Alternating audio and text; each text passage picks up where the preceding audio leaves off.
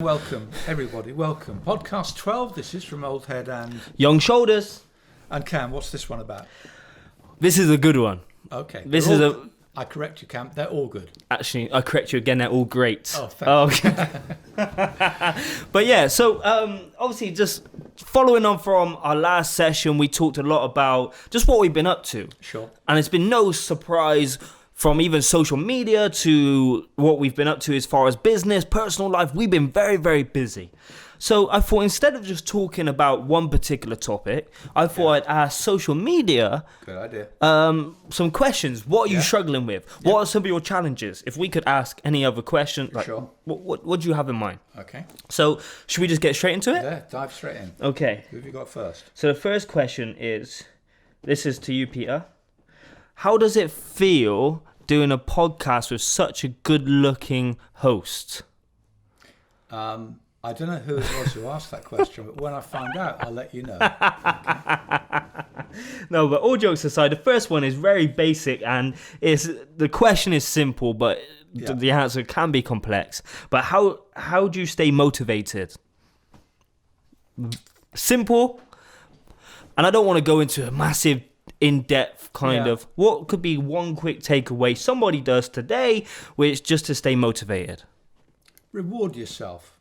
Have a few small little treats along the way. You need to have a definite goal, but stay motivated by just rewarding yourself for the stuff that you're doing well. Follow the 80-20 rule. Eat well, do all the good things for 80% of the time. For the remaining 20, give yourself a few little treats. You don't have to be on it all the time. So stay motivated by just looking after it. Be kind to yourself. Can you elaborate the 80-20 rule? Because I don't know. I just remember it from somewhere. Okay.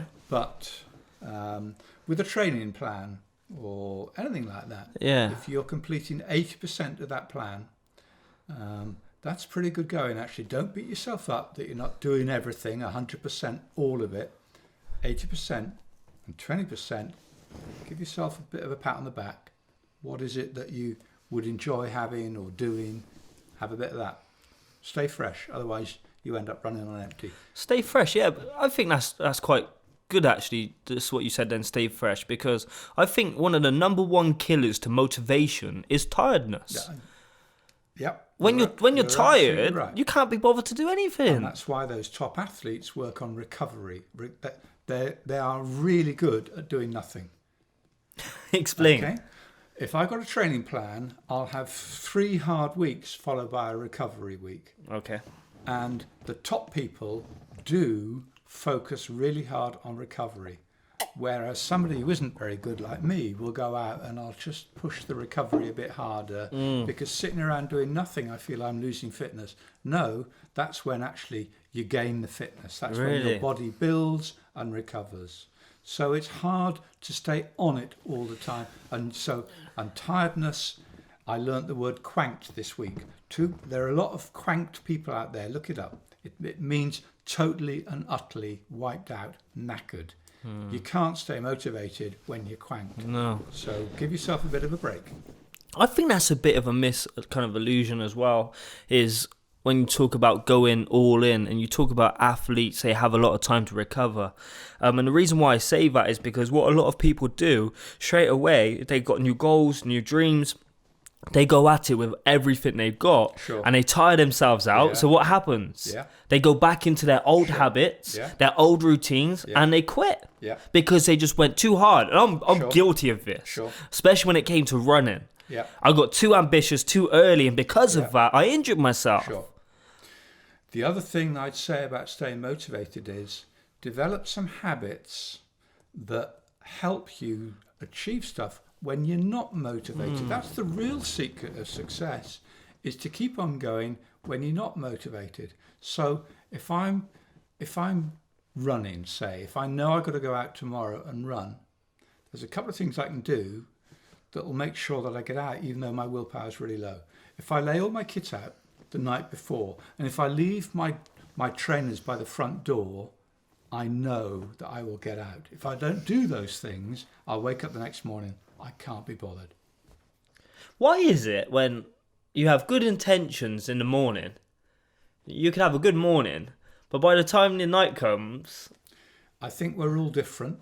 And the thing about self-knowledge, know when your most productive time is. And your most dangerous time to slip. Absolutely. Yeah. And it's different for everybody. I'm a morning person. I'd rather be up at 5 doing a load of stuff by breakfast time. I'm the same, that suits me. But say I'm on not a diet, but I'm eating more healthy and I've done a good run, or I've gone on a bike ride, I went to the gym. By the time the night comes, I'm like, oh, I feel a bit peckish. Yeah. Have a couple of biscuits here and then or whatever, when it wasn't actually a part of my plan. So it's like my willpower kind of dies throughout the day when I'm probably getting more tired. I don't know. Again, Is go that back habit? to what I've just said. Change your habits. So if you're a bit peckish and you end up eating the bad stuff, don't have the bad stuff in the house. Okay. And then when you weaken, you can't just pig out on rubbish. Just a bit of a joke question before we go into another serious one. What is your guilty pleasure food? Chocolate. Chocolate. Any chocolate in particular? Yorkies. Oh, Dave, what's yours? I don't really eat chocolate. Mine has to probably be a pizza. No, I can. Pizza. Oh. Yeah. You like pizza? Yeah. Okay.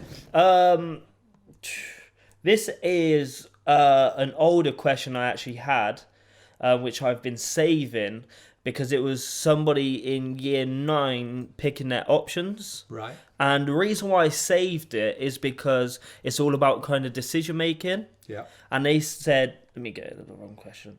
They said, I've got my options soon. I don't really know what to do. How do I know how to make the right decision? How do I know to make the right decision? So I have my options soon. Yeah, so basically they had the options. Let's just flip that question on its head because that question's passed. I remember I answered it at the time. But if you have no idea about a particular something, or you do have a rough idea, but you've got a couple of options on the table, how do you know whether you're making the right decision?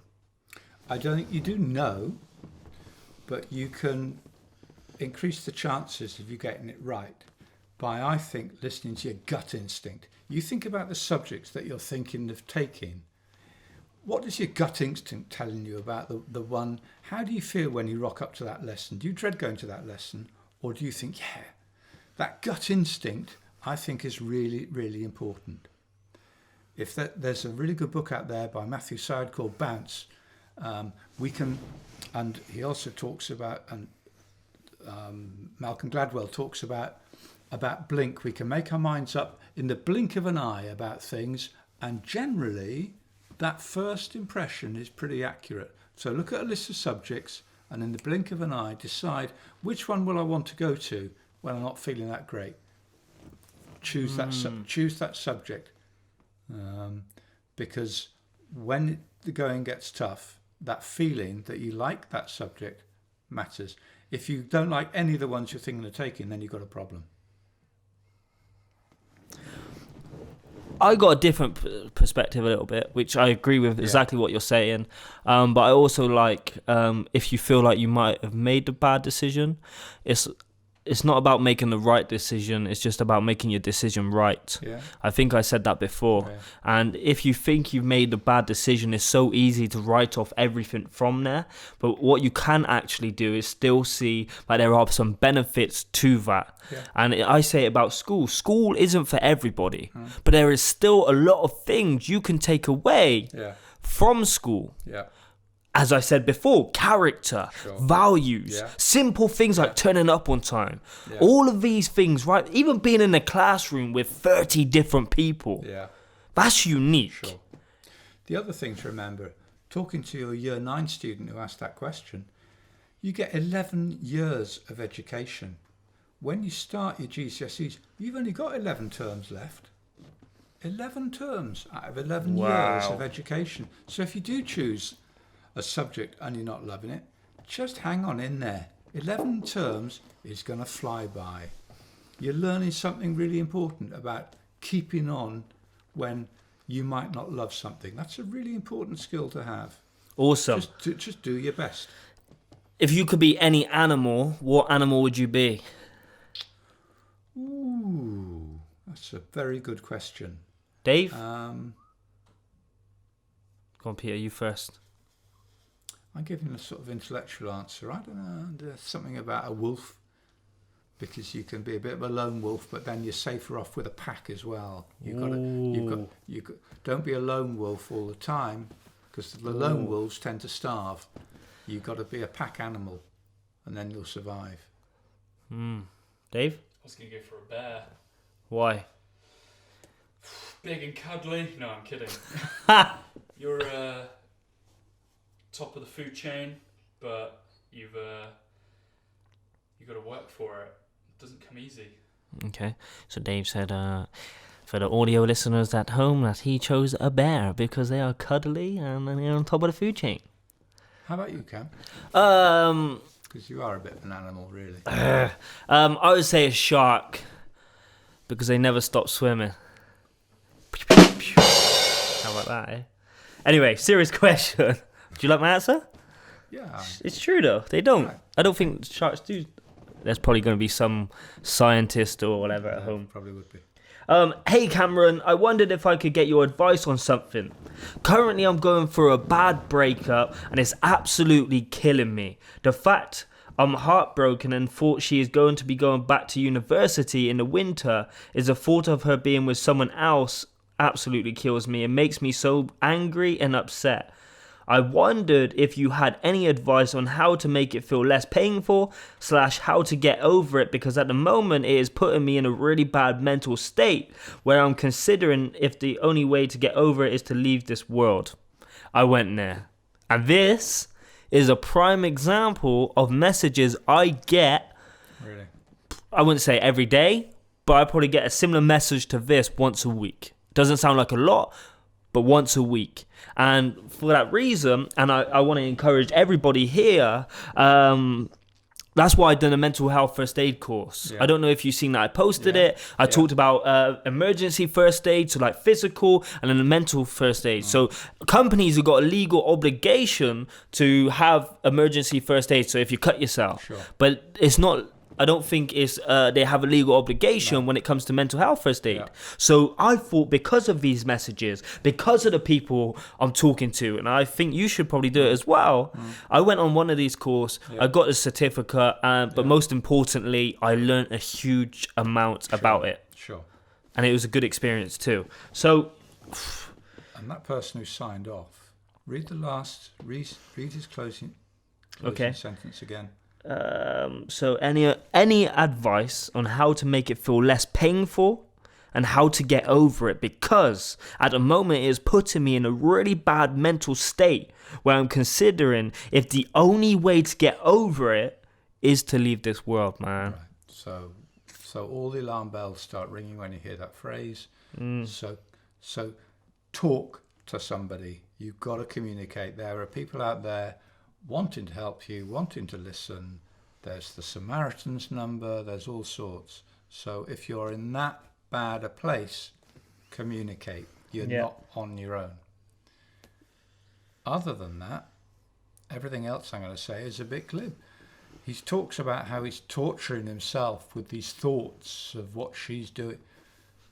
Shut out those thoughts. Don't allow those really dark thoughts to come in. Every time they start arriving, thank you, but no thank you. I'm not going to go down that road. He's heartbroken. What's the only thing that's stronger once it's been broken? The human heart. Oh. We will all have our hearts broken at some time, and it's really, really painful. But it's part of growing and learning, and you will come out the other side a stronger person. That's easy for me to say. I'm in a good place, not a bad place. But that guy needs professional support, but he also needs to hang on to some of those positive messages. My parents went through a divorce. I remember my dad. I was there when my dad was in the depths of despair. Yeah. And he said, "Thanks, Peter." And I said, "I'm not doing anything." He said, "You're here. It makes such a difference. You're listening." And he focused on just getting from one meal to the next. His marriage had broken down. He was hurting. And he'd get up in the morning and he'd have breakfast, and he thought, if I could make it till lunchtime, I'll be okay. And when he got to lunchtime, he thought, I'll get to supper. And when he got to supper, he thought, I'll get... And so he just took life one meal at a time. Before you know it, a week has gone by. Then a month has gone by. And you will arrive at a very different place. So hang on in there. If needs be, just take it a few hours at a time. What's but the, it will what's will the get charity better. you... So I support Winston's Wish. Okay, so back to the podcast we done on that, and I recommend that people check that one out.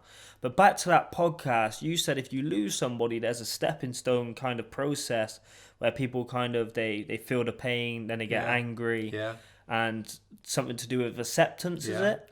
They reach a state then of acceptance. It's still with you. Your grief never leaves you, but it's beside you as opposed to consuming you. You learn to live with it. So I guess that's similar as well to this type of situation.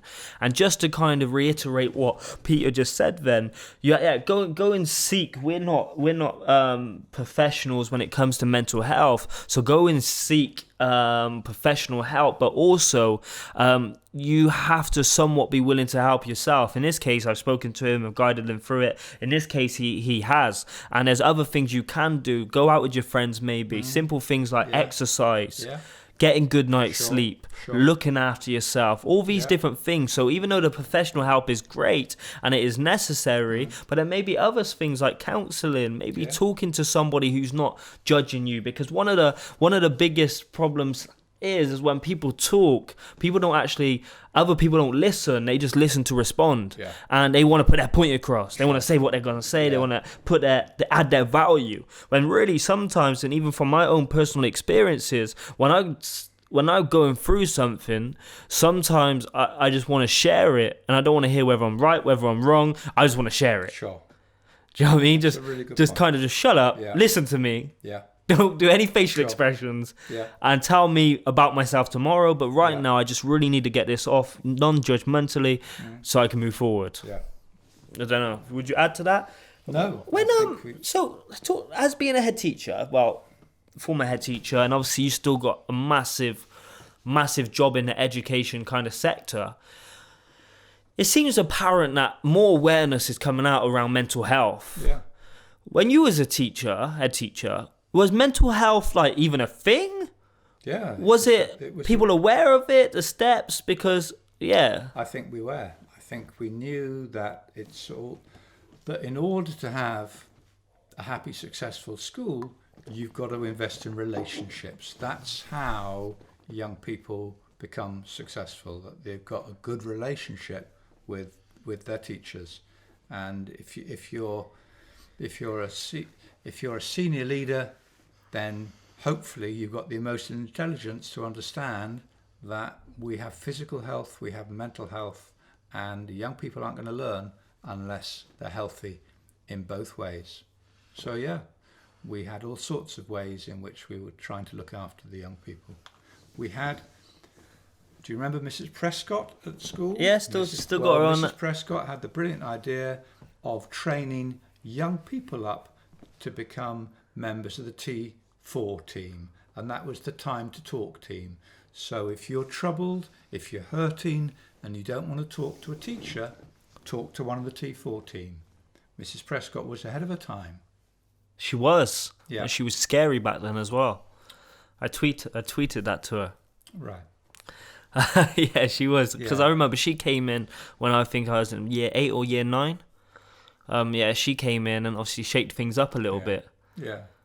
So, which is it's lovely school, and do you know what? Even though the many teachers there haven't really moved on, and I think that is obviously down to the head now, but also the culture you definitely created back then. Right. There's a reason why they're there. You found great people, and those great people have stayed. So you can't take all the credit. I wouldn't want to do that to you. But you found the right people, and people there have developed into amazing things, Talk about Mr. Nichols, for example. Yeah. I didn't know. I think his first teaching day was when I was in there, I think. Right. I think, or maybe a year, or it was his first day in that school. If I knew that, I would have rinsed him around the walls. But at the same time, in a couple of years, he wasn't a tutor group anymore. He was a head of year. Yeah. Then he was like, going up Sure. and an assistant principal and so on and so forth. Yeah.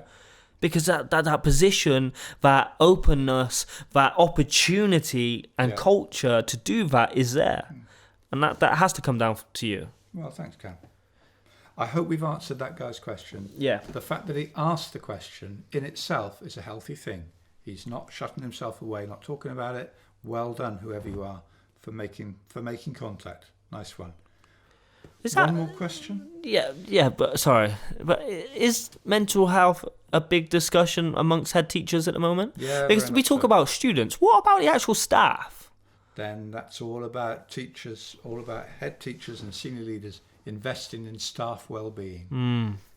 I talked before in a previous podcast about being tough on standards and kind to people. Kind. You keep going back to kind. You've got to look after people. So think about teacher workload. If you want to improve staff well-being, get after teacher workload in a big way. What are the creative ways of using assessment that means you're not walking out of school laden down with carry bags of exercise books? There's got to be a better way of feeding back to students. Good news phone calls. I got this from Sir John Jones, an inspirational speaker. You might have had a long day in school. It might have been a really difficult day. It might have been a hideous day. Make the last thing that you do before you walk out to pick up the phone and phone the parent of a student who you've noticed who's done something good. It doesn't have to be a long phone call. 1 minute, 2 minutes. So-and-so was just working her socks off in my history lesson today.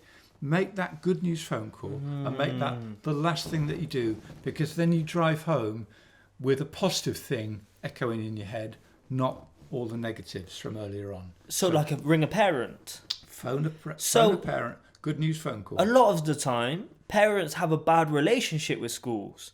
Build that. Not just because of their kids, but also maybe from their own experiences. Absolutely. So what you just said then is spot on. The more we engage parents, the better it will be, Yeah. And instead of just calling home when your child's been naughty, actually call home when they've done something well. Yeah. Catch people being good. Yeah. How much do you believe in the saying, what was it? I hear it a lot with parents raising their kids, ignore the bad behaviour and praise the good. What do you think to that? I'm just going off a little bit, just as we were saying that. Do you believe in that? Not so much, I guess, when you're older, but say... No, I don't believe in ignoring the bad behaviour. Okay. No. But it's how you deal with the bad behaviour. How do you deal with it? Well, it depends what the behaviour is, of course. Say it's a toddler paddying. I know this is completely different, but... Yeah. I'm just obviously I'm living that life at the moment. Yeah, so this is because for anybody out there, you've got a 5-year-old and a 5-year-old and a 4-week-year-old. Yes, basically a month old. Yeah, I think they just have to know where the boundaries are. You don't shout, you don't rant, you don't rave. You are just consistent, and it's no good if the boundaries change day by day by day. They need to know where they are. Yeah. And this isn't a question. I've got some good questions, but I feel like it's a lot we've covered. But I want to dive into this topic just a little bit. Yeah. Just because I'm just curious. If you was to say, go tonight, die tonight, or say you knew it was going to happen, and you look back on your life, do you have any regrets? Oh, huge regrets. But they're sort of old friends, my regrets. I've sort of come to terms with them. Explain, well, how do you accept that? I wish I'd worked harder at school. School for me was failure. I messed up school big time, and I only ended up with 5 O levels, and most of those were poor grades. And I wanted to be a helicopter pilot in the Navy. Okay. That didn't happen. But somehow all my wrong turns have led me to a really good place. Funny that. I'm a lucky guy. So, but that's not just by luck, though, is it? It's about making your own luck. It's about trusting your gut instinct, putting yourself in positions where you can succeed. But luck has a lot to do with it. Yeah. But I got to say, like, the harder you work, the luckier you get. Yeah, so absolutely. you didn't you didn't really settle. You don't just fall into a headship. You don't just fall into the job, the high No, you coaching don't. now. You know, like you're Yeah. not. Let's be honest, you're not particularly cheap as a coach, and you shouldn't be. But so you don't just fall into that. You know, so it's like even though you didn't become the pilot you wanted to be, at the same time, it's not like you just quit. Yeah. No, it's amazing what you can achieve if you just keep on keeping on. Just that resilience, just that persistence is really important. But also, I was lucky. I learned from great people around me. Yeah. And also, I learned to let go of ego as well. There are people out there better than me, more intelligent. That's okay. I'm comfortable with that. I don't have to beat myself up about this all the time. I just focus on my own game, and I've said it before in a podcast. Just focus on being the best at being better than you were yesterday. And if I can do that, happy days. Can I sign this one off? Yeah. Guys, this is episode 12. And on a personal note, I feel like until probably about 6 months ago, maybe a bit longer, I was taking a lot of things for granted. And I wasn't really appreciating what I achieved, but also what I'm doing as a job. And what I do does make a difference. But at the same time, I realise it's not about me. I'm just a vehicle to go and deliver that. And now I'm in a place where I can truly, truly start to, I feel, be appreciative and grateful of everything around me. So being in this situation right now, let's all jokes aside, being sat next to my old head teacher, like that alone, like the brand old head, young shoulders, the actual opportunity, not just that you're an older head, like former head, but you're actually my older head. So we got a connection there already. Yeah. Also then to have someone like Gadget Line being able to film this, provide the studio, provide the content to make this possible. Like, it's just, you have to, there's no other way. When you really, really think of your situation, you have to be grateful for it. And we can talk about luck. This is luck. Yeah. But it's only because we worked hard. Yeah, absolutely. And the luckier we came. So I know we haven't done this for a while, but I'm so grateful that we're back in the seat. Yeah. And I feel like we've developed, we've grown as individuals, and I'm just looking forward to what's going to basically be happening within the next 6 months, a year, and the next 5 to 10 at least as well. Thanks, Cam. So with that said, episode 12, and remember to always work hard. And be nice. There we go, guys. Thank you. Shuffle your paper.